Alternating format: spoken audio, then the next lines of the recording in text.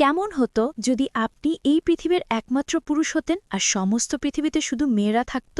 অবাস্তব মনে হলেও বৈজ্ঞানিকভাবে এর প্রমাণ করে দেখিয়েছিল একদল বিজ্ঞানী। আর পৃথিবীতে বেঁচে থাকা শেষ পুরুষ হিসেবে দুই বন্ধুর এমন দুষ্টুমিতে ভরপুর গল্পে নির্মিত সিনেমা নিয়ে হাজির হয়েছি আজকে আপনাদের সামনে। তো আর সময় নষ্ট না করি, চলুন আমার সাথে আপনার সুপ্ত স্বপ্নের দেশে। কারণ আমি জানি আপনি পুরুষ হলে জীবনে কখনো না কখনো এই চিন্তা আপনার মাথায় একবার হলেও এসেছে।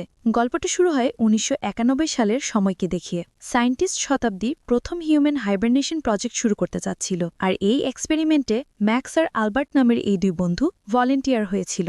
সায়েন্টিস্টরা একটা প্রেস কনফারেন্স ডেকেছিল, আর সেখানে আমরা একজন সায়েন্টিস্টকে দেখতে পাই যে কিনা হাইবারনেশন মেশিনটাকে বানিয়েছিল। সে সাংবাদিকদেরকে বলে, আমরা এর আগেও একটা শিম্পাঞ্জি দিয়ে মেশিনটাকে ৬ মাসের জন্য টেস্ট করিয়েছিলাম, যেখানে এই শিম্পাঞ্জিটাকে ৬ মাস মেশিনের ভেতরে রাখা হয়েছিল, কিন্তু তার বয়স একদিনও বাড়েনি। আর তাই এবার আমরা এই এক্সপেরিমেন্টটা মানুষের সাথে করতে চাচ্ছি। কিন্তু শিম্পাঞ্জি আর মানুষের মধ্যে শারীরিক অনেক তফাৎ আছে। এই পরীক্ষাটা অনেকটাই রিস্কি, যে কোনো সময় যে কোনো রকমের বিপদ হতে পারে। কিন্তু তারপরও ম্যাক্স আর আলবার্ট এই এক্সপেরিমেন্টের জন্য রাজি হয়েছিল। এরপর আমরা দেখতে পাই তাদের দুজনকেই সে বিশেষ মেশিনের ভেতরে ঢুকিয়ে চেম্বার অফ করে রাখা হয়, আর এভাবে অনেক সময় কেটে যায়। এক্সপেরিমেন্টে ৩ বছর হওয়ার কথা থাকলেও প্রায় ৫০ বছর পর তাদের চেম্বার খোলা হয়। যখন সে মেশিনে চেম্বার খোলা হয়, তখন আমরা দেখতে পাই অবাক করা বিষয় হলো ৫০ বছর হয়ে গেল, তাদের বয়স একদিনও বাড়েনি। তারা আগে ঠিক যেমনটা দেখতে ছিল এখনও সেরকমই আছে। কিছুক্ষণের মধ্যে সেখানে দুজন মেয়ে চলে আসে তাদের জন্য খাবার নিয়ে, কিন্তু অনেক বছর কোনো খাবার না খাওয়ায় তারা আসলে খাবারের টেস্ট কেমন হয় সেটাই ভুলে গিয়েছিল।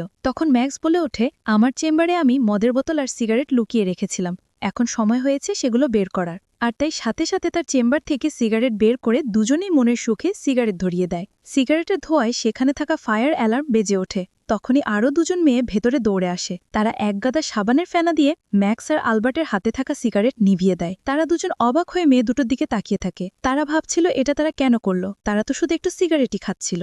যাই হোক, একটু পরে অ্যানা নামের একজন সায়েন্টিস্ট এসে তাদেরকে বলে, তোমরা হাইবারনেশনে যাওয়ার পরে পৃথিবীতে একটা বিশাল যুদ্ধ বেঁধে গিয়েছিল, আর সেই যুদ্ধে এক বিশেষ ধরনের বোমা ইউজ করা হয়েছিল, যেটা রেডিয়েশনে পৃথিবীর সব পুরুষরাই মারা গেছে, কিন্তু তোমরা দুজন এই ক্যাপসুলের ভেতরে থাকার কারণে প্রাণে বেঁচে গেছো। এই প্রজেক্টটা যে শুরু করেছিল সেই সায়েন্টিস্টও এখন আর বেঁচে নেই। তার বেশিরভাগ কাজই তিনি এই আলবার্টের উপর করে দিয়ে গিয়েছিলেন। এই সব কথা শুনে আলবার্ট আর ডিসপ্লেতে বেশিরভাগ তথ্য দেখে অ্যানাকে বলে ওঠে, তোমরা মেয়েরা তো জানোই পুরুষদের কি করতে হয়, তাই না? আর তারপর ব্ল্যাকআউট হওয়ার পর আলবার্টের মেয়ে অ্যানা নামক মেশামের কাছে বেটি ম্যাক্স ঘুমিয়ে পড়ে। কথাগুলো শুনে ম্যাক্সরা ভাবছিল এই মহিলা হয়তো পাগল, তাই তারা দুজনে দৌড়ে সেখান থেকে পালানোর চেষ্টা করে। কিন্তু যখনই দরজার কাছে আসে, সাথে সাথে তাদের শরীরে ইলেকট্রিক শক লাগে আর তারা জ্ঞান হারায়। প্রিয় বন্ধুরা, আপনারা একটা বিষয় নিশ্চয়ই লক্ষ্য করেছেন, এই দুনিয়ায় এখন মাত্র এই দুজন পুরুষ আছে, আর সবাই কিন্তু মেয়ে। কি মনে হচ্ছে?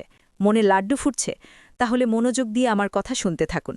জ্ঞান ফিরতেই আলবার্ট ম্যাক্সকে বলে, আসলে ঠিকই তো বলেছে ডক্টর অ্যানা, আসলেই তো আমরা এই চেম্বারে ভেতরে ৫০ বছর আটকে ছিলাম, তাই আমাদের সবকিছু বিশ্বাস করতে কষ্ট হচ্ছে। ম্যাক্স তখন ভাবে, তাহলে এই দুনিয়ায় সন্তান হচ্ছে কিভাবে, যদি না কোনো পুরুষ জীবিত থাকে এবং আমরা ৫০ বছর ধরে এই চেম্বারে বন্দি থাকি? আসলে বিষয়টা ভাবনারও বটে। ডক্টর অ্যানা তখন তার রুমে বসে এই দুই বলদের কথা শুনছিল, তাই সে মাইকে জানিয়ে দেয় এখানে মেশিনের মাধ্যমে বাচ্চা জন্ম দেওয়া হয়। এটা শুনে তারা আরও বেশি হতাশ হয়ে পড়ে। তখন সেখানে ডাক্তার মারিয়া চলে আসে, আর সে অ্যানাকে বলে, তুমি এভাবে চুরি করে ওদের ওপর গবেষণা করতে পারো না, তোমাকে অবশ্যই এই বিষয়টা বাকি মেম্বারদেরকেও জানাতে হবে। অন্যদিকে তখন দেখা যায় ম্যাক্স আর আলবার্টের রুমে হঠাৎ ছোট টিভিতে কিছু বাচ্চারা কথা বলছে। কাছে যেতেই তারা বুঝতে পারে ছেলেমেয়েগুলোর টেস্ট টিউবের মাধ্যমে তৈরি হচ্ছে। এগুলো দেখে ম্যাক্স আর আলবার্টের জন্য মনটাই ভেঙে যায়। মানুষ বাচ্চাদের সাথে এমন কিভাবে করতে পারে? কাঁদো কাঁদো কণ্ঠে আলবার্ট বলে, খুব অবিচার হচ্ছে এগুলো। প্রেগনেন্ট হওয়ার জন্য তারা ইন্টিমেটই হয় না, এর থেকে বড় কষ্টের আর কি হতে পারে আমাদের জন্য? এই কষ্টে দুজন মিলে মদ খায় আর অনেক ইমোশনাল হয়ে যায়। পরের দিন সকালে ঘুম থেকে উঠে তারা চোখের সামনে ডাক্তার অ্যানাকে দেখতে পায়। রাতের হ্যাংওভার এখনও কাটেনি ম্যাক্সের। ডাক্তার অ্যানা তাদেরকে বলে, এখন তোমরা কেমন বোধ করছো? ম্যাক্স তখন ডাক্তার অ্যানার কানে কানে বলে, যদি তুমি আমার সাথে ইন্টিমেট হতে তাহলে আরও বেশি ভালো বোধ করতাম। এটা শোনা মাত্রই অ্যানা তাকে তুলে এক আছাড় মারে। এটা দেখে আলবার্ট দৌড়ে আসে বলে, আরে ভাই, তুই কি করতে যাচ্ছিলি? এই মেয়েগুলো তো জানেই না ইন্টিমেট হলে কি আনন্দ পাওয়া যায়। এরপর কিছু গার্ড এসে তাদেরকে বিশেষ এক ধরনের পোশাক পরিয়ে সেই রুম থেকে বের করে অন্য একটা ল্যাবে নিয়ে যায়। সেখানে গিয়ে তারা বিভিন্ন ধরনের প্রাণীদেরকে দেখতে পায়, যেগুলো কিনা রেডিয়েশনের কারণে মারা গেছে। এরপর সেখানে তাদের লিডার চলে আসে। ম্যাক্স তখনও উত্তেজিত ছিল। সে লিডারকে বলে, তোমার বয়স কত? তখন পাশ থেকে একজন উত্তর দেয়, নিজেদের বয়স জানো তো তোমরা, দুজনেই তো ৮৬ বছরের বুড়ো। কিন্তু ম্যাক্সেরেতে কিছুই যায় আসে না। সে সোজা সবার সামনে লিডারের সাথে ইন্টিমেট হতে তার ওপর ঝাঁপিয়ে পড়ে। তখনই গার্ডরা তাকে ধরে মাটিতে ফেলে দেয় আর শক্ত করে ধরে রাখে। তখন লিডার পেছন থেকে বলে, ঠিক আছে ঠিক আছে, ওদেরকে ছেড়ে দাও। এরপর দুই বন্ধু লিডারকে প্রশ্ন করে, তোমরা আমাদেরকে কেন মিথ্যা বলছো? পৃথিবীর সব পুরুষ একবারে কি করে গায়েব হয়ে যায়? লিডার তখন বলে, সব দোষ ওই প্রফেসরের। সে চেয়েছিল এমন একটা মেশিন আবিষ্কার করতে জেলের মধ্যে পুরুষের বয়স কখনোই বাড়বে না, কিন্তু পরবর্তীতে ওই মেশিনটাকে বোমা হিসেবে ব্যবহার করা হয়, আর সেই রেডিয়েশনের সকল পুরুষ মারা যায়। এই গুরুত্বপূর্ণ কথার মাঝখানেও দুই বলদ বলে ওঠে, তোমাদের টেনশন করার প্রয়োজন নেই, আমরা দুজন তো আছি, তোমরা চাইলে আমাদের সাথে সবাই ইন্টিমেট হতে পারো আর বেশি বেশি করে বাচ্চা পয়দা করতে পারো। এটা শুনে লিডার প্রচণ্ড রেগে যায়, আর মেয়ে গার্ডদেরকে দিয়ে তাদেরকে কুত্তার মতো পিটিয়ে রুমে বন্দি করে রাখে। ম্যাক্স কোনোভাবে নিজেকে শান্ত করতে পারছিল না। সে কাদু কাদু কণ্ঠে বলে, জীবনে কখনো আমি মেয়েদের কাছে মায়ের খাইনি। আলবার্ট তাকে সান্ত্বনা দিয়ে বলছিল, টেনশন করিস না ভাই, আমরা এখান থেকে পালিয়ে যাব।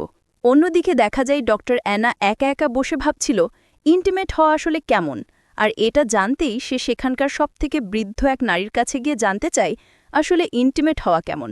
সেই বৃদ্ধা তাকে উত্তর দেয়, যখন দুজন মানুষ ভালোবেসে একে অপরের সাথে মিশে যায় তাকে ইন্টিমেট হওয়া বলে, আর এভাবেও তোমরা বাচ্চা জন্ম দিতে পারো। এরপর বৃদ্ধা জানতে চায়, তোমরা ওই দুজনের সাথে কি করতে চাচ্ছ? ডক্টর অ্যানা বলে, তাদেরকেও সার্জারি করে আমাদের মতো মেয়ে বানিয়ে ফেলা হবে। বুড়ি তখন বলে, এটা তাদের জন্য মৃত্যুর থেকেও ভয়ানক সাজা। এদিকে ম্যাক্স আর অ্যালবার্টকে একটা ল্যাবে নিয়ে আসা হয়েছে, যেখানে সব মেয়েদেরকে পুরুষদের ব্যাপারে ভুল তথ্য শেখানো হচ্ছিল। সেখানকার ট্রেনার তাদেরকে বলছিল যে আগে পুরুষরা নাকি সবসময় নারীদের ওপর অত্যাচার করত। এবার তাদের দুজনকে একটা ফর্ম দেওয়া হয়, তাতে লেখা ছিল তাদের শরীরের ওপর এক্সপেরিমেন্ট করানো হবে। এটা দেখে ম্যাক্স বলে, তোমাদের কি ধারণা পুরুষের কপালে কি গাধা লেখা থাকে? আমরা জীবনেও এই পেপারে সাইন করব না। সাথে সাথে তাদের মাথার উপরে ছাদ সরে যায়। তারা দুজনে ভয়ে দৌড়াদৌড়ি শুরু করে আর বলে, পালাও পালাও, ভূমিকম্প আসছে। এটা আসলে একটা এসএমের মতো ছিল। ছাদের উপরে অনেকগুলো মেয়ে বসেছিল যারা সিদ্ধান্ত নেবে এই দুজনের সাথে আসলে কি করা উচিত, কিন্তু এরা দুজন এত চিল্লাচিল্লি করছিল যে গার্ডরা এসে তাদেরকে সেখান থেকে নিয়ে যায়। যখন গার্ডরা তাদেরকে নিয়ে যাচ্ছিল, রাস্তায় সুযোগ বুঝে ম্যাক্স একজনকে কিস করে ফেলে। জীবনে প্রথম কোনো পুরুষের কিস পেয়ে শরীরের মধ্যে তীব্র শিহরণে মেয়েটা সেখানে অজ্ঞান হয়ে যায়, আর সেই সুযোগে এরা দুজন পালিয়ে নিচে আন্ডারগ্রাউন্ডে চলে আসে। নিচে গিয়ে তারা একটা মদের বোতল আর একটা পুরাতন পেপার পায়, যেটাতে লেখা ছিল ১৯৯৩ সালে এমন একটা বিস্ফোরণ হয় যাতে সকল পুরুষরাই মারা যায়। অন্যদিকে ম্যাক্স তখন আঙ্গুল দিয়ে পুরাতন মদের বোতল চাটতে থাকে, আর তখন সেখানে তাদেরকে গ্রেফতার করতে কিছু গার্ড চলে আসে। এটা টের পেয়ে তারা একটা টানেলের মধ্যে দিয়ে ল্যাবের বাইরে এসে পড়ে। সেখানে তারা দেখতে পায় অনেকগুলো মেয়ে একসাথে পার্টি করছে। আসলে এরা ছিল উগ্রপন্থী, যারা কিনা লিডারের নিয়মই মানত না। এমন সময় দুই উগ্রপন্থী এসে তাদেরকে আটকে ফেলে, আর তখন সেখানে গার্ডরাও চলে আসে। গার্ডদেরকে দেখে উগ্রপন্থীরা ভয়ে এদিকে ওদিকে দৌড়াতে শুরু করে, আর এই দৌড়াদৌড়ির মধ্যে সুযোগ বুঝে ম্যাক্স আর অ্যালবার্ট পালিয়ে যায়। পালিয়ে তারা একটা লিফটে এসে উঠে দরজা বন্ধ করে অনেক খুশি হয়ে যায়, কারণ তারা ভাবছিল অবশেষে তারা পালাতে পেরেছে। আর তখন সেখানে লাইট জ্বলে উঠলে দেখা যায় ডাক্তার অ্যানা তাদের পাশে দাঁড়িয়ে আছে। সে বলে, তোমরা যদি বাইরে যাও তাহলে সাথে সাথেই মারা যাবে। কিন্তু এই দুইজন উত্তর দেয়, আমাদেরকে পাগল বানানো বন্ধ করো, আমরা তোমাদের কথা বিশ্বাস করি না। তাই তখন এই দুই বলদকে প্রমাণ দিতে ডাক্তার অ্যানা একটা মেশিনের সামনে গিয়ে তাদেরকে দেখায় সারা দুনিয়াতে বর্তমানে কেউই বেঁচে নেই, সব জায়গায় রেডিয়েশন ছড়িয়ে পড়েছে। শুধু এই আন্ডারগ্রাউন্ডেই কিছু মানুষ, তাও আবার শুধু মেয়েরাই বসবাস করে। তারা দুজন তখন বারবার বাইরের দিকে মেশিনটাকে ঘুরিয়ে ঘুরিয়ে দেখতে থাকে, কিন্তু তাও কিছুই দেখতে পায় না। একটা কম্পিউটার স্ক্রিনে বাইরের রেডিয়েশন লেভেলও তাদেরকে দেখানো হয়, আর এই রেডিয়েশনে সব পুরুষ মারা গিয়েছিল। কিন্তু এরা দুজন বলে, আমরা বাইরে গিয়ে মরে যেতেও রাজি আছি, তাও আমাদের টুনটুনি কেটে মেয়ে বানাতে দেব না। ডক্টর অ্যানা তখন বলে, আমি তোমাদেরকে এভাবে মরতে দিতে পারি না। এটা বলেই সেখানকার গার্ডদেরকে ডাক দেয়, আর তখন চিফ অব গার্ড এসে অ্যানাকে একটা ব্যাচ পরিয়ে দেয়, আর তাকে বলে, আজকে থেকে তোমাকে প্রমোশন দেওয়া হলো, তুমি চিন্তা করো না, খুব শীঘ্রই এদের দুজনকে সার্জারি করে মেয়ে বানিয়ে ফেলা হবে। কিন্তু এটা শোনার পরে অ্যানার খুব খারাপ লাগে। সে কেন যেন আর মেনে নিতে পারছে না এসব। সে নিজেও অনেকটা পাল্টে গেছে, আর মন থেকে কিছুতেই মানতে পারছে না তাদের দুজনকে জোর করে মেয়ে বানানো হবে। এরপর দুজনকে ল্যাবে বেঁধে ফেলা হয় আর অপারেশন করে তাদের টুনটুনি কেটে ফেলার প্রস্তুতি নেওয়া হয়। ম্যাক্স জোরে জোরে চিল্লাতে থাকে। তখন সেখানে দাঁড়িয়েছিল ম্যাক্সের স্ত্রী। সে বলে, তুমি যখন হাইবারনেশনে গিয়েছিলে তখন আমার পেটে বাচ্চা ছিল, কিন্তু তুমি আমার কথা চিন্তা করনি, বাচ্চার কথাও চিন্তা করনি। এখন আমরাও তোমার কথা চিন্তা করব না। অপারেশন ঠিক শুরু হবে এমন সময় সেখানে ডক্টর অ্যানা চলে আসে আর তাদেরকে সেখান থেকে বাঁচিয়ে নিয়ে যায়। যদিও অ্যালবার্টকে অ্যানোস্থেসিয়া দেওয়ার কারণে সে সম্পূর্ণ হুঁশে ছিল না। একটু পরপর উল্টোপাল্টা স্বপ্ন দেখে একা একা হাসতে থাকে, আবার কখনো ভয়ও পাচ্ছিল। অ্যানা দ্রুত তাদেরকে নিয়ে ল্যাব থেকে পালিয়ে যাচ্ছিল। তখনই সামনে দুজন গার্ড এসে পড়ে। এটা দেখে দুজনেই আতঙ্কিত হয়ে পড়ে, কিন্তু অ্যানা তাদেরকে বলে, দ্রুত তোমাদের কাপড় খুলে এদেরকে দিয়ে দাও। রেডিয়েশনের থেকে বাঁচতে ম্যাক্স আর আলবার্ট গার্ডদের কাপড়গুলো পরে নেয়। অ্যানা চাবি দিয়ে মেন গেট খোলার অনেক চেষ্টা করে, কিন্তু গেট কিছুতেই খুলতে পারছিল না। তখন সে গার্ডের কাছে জানতে চায় গেট কেন খুলছে না। উত্তরে গার্ড বলে, এটা একটা ভয়েস পাসওয়ার্ড দিলে খোলে, আর সেটা শুধু লিডারই বলতে পারবে। এমনটা শুনে ম্যাক্স রেগে গালাগালি করতে শুরু করে, আর সাথে সাথেই সেই দরজাটা খুলে যায়। আসলে এই দরজার পাসওয়ার্ড ছিল কিছু অকথ্য ভাষা। গালাগালি এনারও অনেক ইচ্ছা ছিল, বাইরের জগতে কি আছে সেটা দেখবে। তাই সেও সিদ্ধান্ত নেয় তাদের সাথেই বাইরে বের হয়ে যাবে। যেই বলা সেই কাজ। ওরা তিনজনে উপরে চলে যায়, গিয়ে দেখে চারপাশে ধ্বংসযজ্ঞ। চারিদিকে মনে হচ্ছে ধুধু মরুভূমি আর ধোঁয়ার কুণ্ডুলি। কিন্তু যখন ম্যাক্স একটু সামনে এগোয় তখন সে একটা কার্পেটের সাথে বাড়ি খায়। সে বুঝতে পারে এটা শুধুমাত্র একটা 3D পোস্টার। সে একটা ছুরি বের করে পর্দা কেটে বাইরে বের হয়ে আসে, আর বাইরে এসেই অবাক হয়ে যায়। বাইরে সবকিছুই নর্মাল ছিল। এটা আসলে মাটির নিচে তৈরি করা একটা প্রজেক্ট। তাদের সামনে লিডার এই নাটকগুলো সাজিয়ে সবাইকে বোকা বানাচ্ছে। তিনজন তখন খুশিতে সমুদ্রে বনে ঘুরে বেড়াচ্ছিল, আর তখনই তাদের অক্সিজেন শেষ হয়ে আসে। দম বন্ধ হতেই ম্যাক্স তার মুখের হেলমেটটা খুলে ফেলে, কিন্তু এতে কোনো সমস্যা হয় না। সেখানে আসলে কোনো রেডিয়েশনই ছিল না। এটাও একটা মিথ্যা ভয় ছিল। সবাই তখন তাদের স্যুটগুলো খুলে ফেলে। কিছু দূরে আসতেই তারা সামনে একটা ঘর দেখতে পায়। তিনজনে তখন সেই ঘরে প্রবেশ করে। সেখানে অনেক খাবার দেখে তিনজনেই লোভ সামলাতে না পেরে খেতে শুরু করে দেয়। তাদের পেছন পেছন লুসি নামের আর একটা গার্ড সেখানে চলে আসে আর তাদেরকে বলে, তোমাদের আর রক্ষা নেই।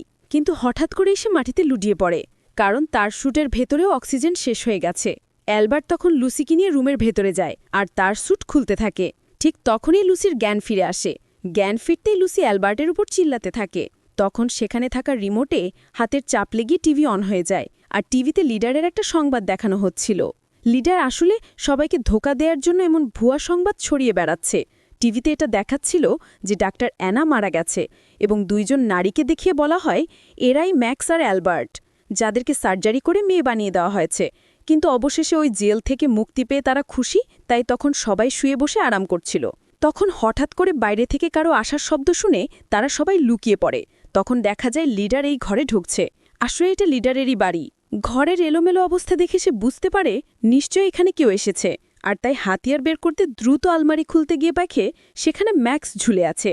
তখন অ্যালবার্ট পেছন থেকে এসে লিডারকে ধরে ফেলে। টানাটানির এক পর্যায়ে লিডারের মাথা থেকে পরচুলা খুলে যায়, আর সবাই দেখে যে সে আসলে কোনো মেয়ে না, সেও একজন পুরুষ।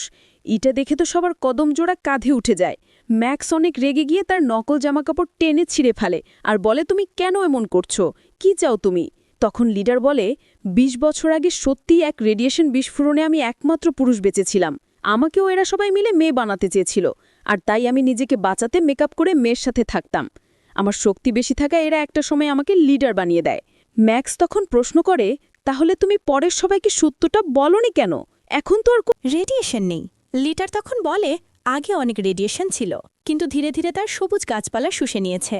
কিন্তু আমার সাহস হয়নি সত্যিটা বলার, কারণ মেয়েগুলো সব পাগল। তারা উল্টো আমাকে ধরে সত্যি সত্যিই মেয়ে বানিয়ে দিত। অন্যদিকে ম্যাক্স তখন ডাক্তার অ্যানাকে পটিয়ে রুমে নিয়ে যায় এন্ট্রি হওয়ার জন্য। তাদের দেখা দেখি আলবার্টো লুসিকে রাজি গড়িয়ে ফেলে, আর তারা চারজনই একসাথে শরীরচর্চা করে নেয়। পরদিন সকালে তারা লুকিয়ে সেই মাটির নিচে বাচ্চা জন্ম দেওয়ার ল্যাবে ঢুকে যায়, আর নিজেদের স্পার্মগুলো টেস্ট টিউবে ছড়িয়ে দেয়।